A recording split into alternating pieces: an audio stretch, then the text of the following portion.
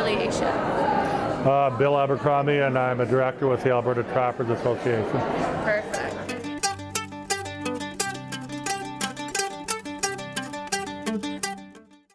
I think that we see that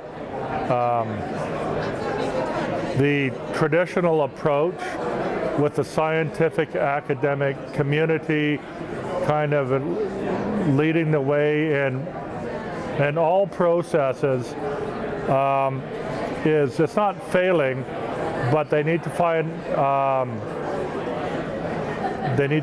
additional resources because particularly in North America,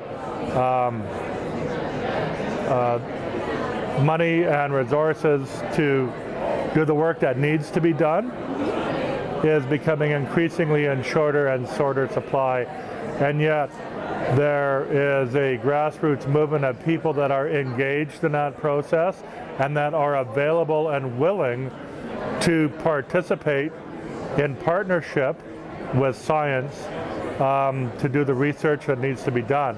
And I think that this is the beginning of an avenue that'll be really aggressively pursued in the future by the scientific community for that reason. And I think what they're finding is that you don't have to have 3 or 4 degrees in order to go out on the land and participate in a meaningful way and collect data. And I think what you see with citizen science is the commitment and the investment by the people that are doing it.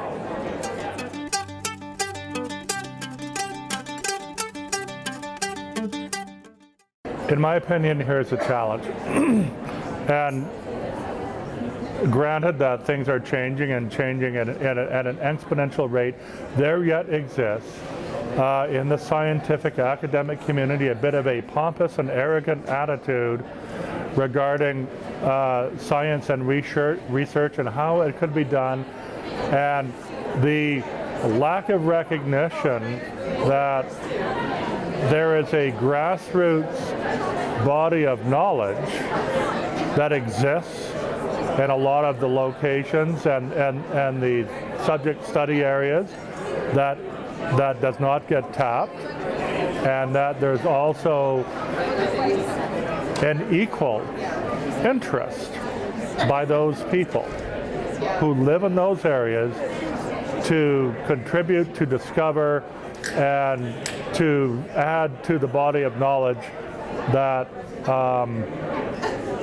that we traditionally rely on for the scientific academic community to supply us with.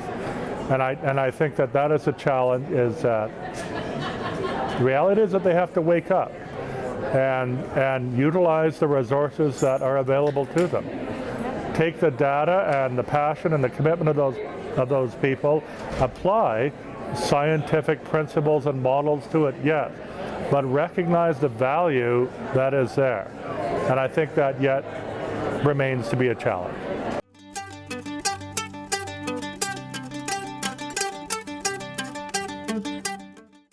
I think that they need what we're missing here, and even what and is blatantly absent at this symposium, is engagement and support and recognition by government.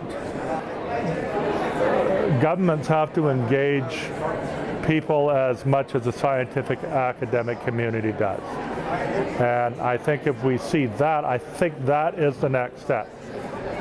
The scientific academic research community is starting to wake up to the value-added benefit of citizen science. Government has yet to do that.